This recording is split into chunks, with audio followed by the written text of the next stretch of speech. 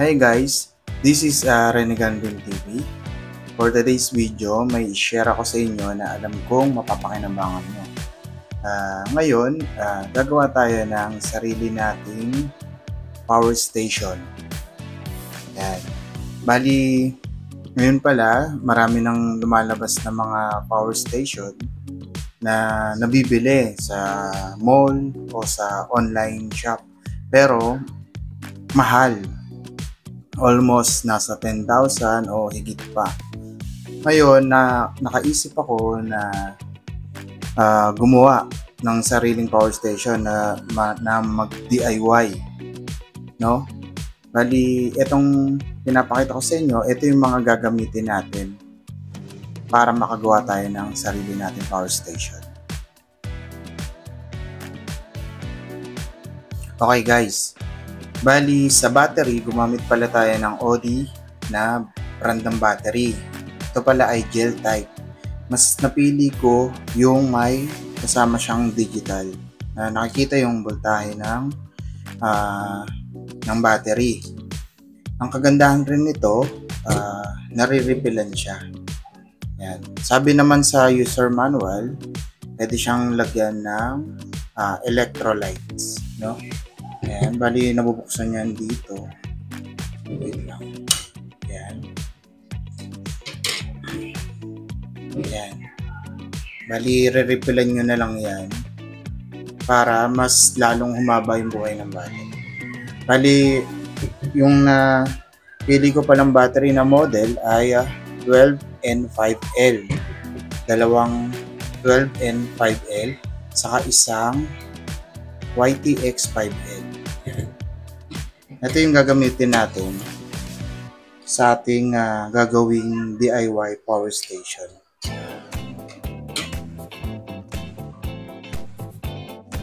Okay guys, next naman, kailangan natin ito, Megabox. Kung meron kayo sa bahay na Megabox na hindi na nagamit, pwede ito. Ito yung gawin yon. Tapos, ito, bumili ako nito sa Shopee. Ito ay pang motor, pero gagawa natin ng paraan. No? Magagamit natin ito. Ito, nabili ko to almost nasa mga 300 plus. Yan. Kailangan natin ng dalawang tornilyo.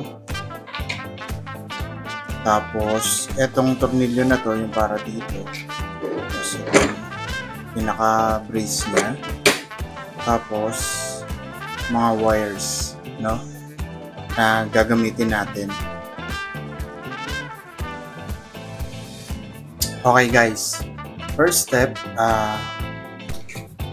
kakabit muna natin to. Itong pinaka-charging natin dito sa Megabox, no? Bali, naisipan ko siyang ikabit dito sa takip. Ganyan.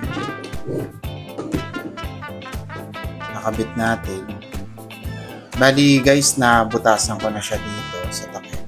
Kakabit na lang natin yung pinaka-tornilyo.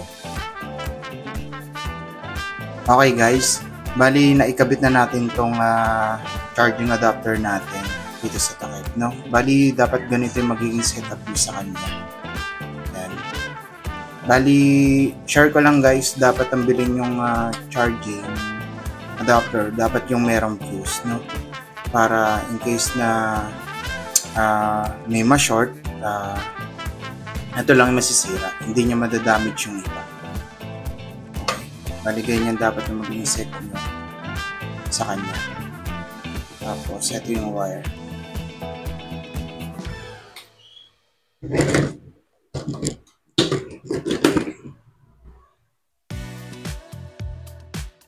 Okay guys, next naman yung sa battery natin. Ang gagawin natin connection sa kanya ay parallel, no? Bali, ganito yung magiging setup natin. Yan. Positive, positive, positive. Yan, negative, negative, negative. Kakabit natin itong mga wires, no? Sa battery. Bali, bago natin ikabit yung battery, check muna natin kung good condition ba yung battery natin. 12 volts, 12 volts, 12 volts. Okay? Bali, set up na natin yung battery, guys. Okay, guys. Bali, ito na pala, na-assemble ko na. Bali, ito yung sinasabi kong parallel na line ng wire. Ayan. Positive. Magkakakonect lahat ng positive. Magkakakonect lahat ng negative. Tapos yung dalawang tornilyo na sinasabi ko sa inyo, nagbutas ako dito sa mega box. Yan. Ito sa inyo ito. Yan. Para dito na lang natin siya i-charge. No? Diba?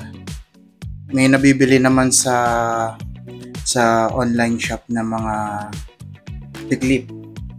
Tulad yan. Ito. Ayan.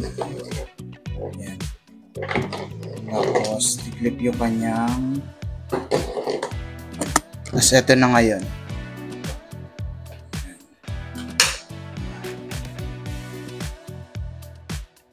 Check natin kung okay ba. Ayan, bali ito yung positive, negative. Pag ito yung binili nyong pang charge ng battery, kahit mabaliktad siya, diba, ito yung negative, mabaliktad ng kabit,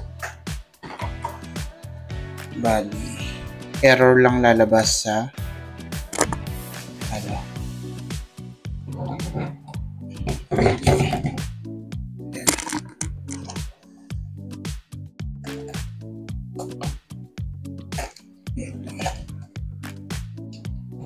Kapit na muna natin sa positive. Check natin. Ayan.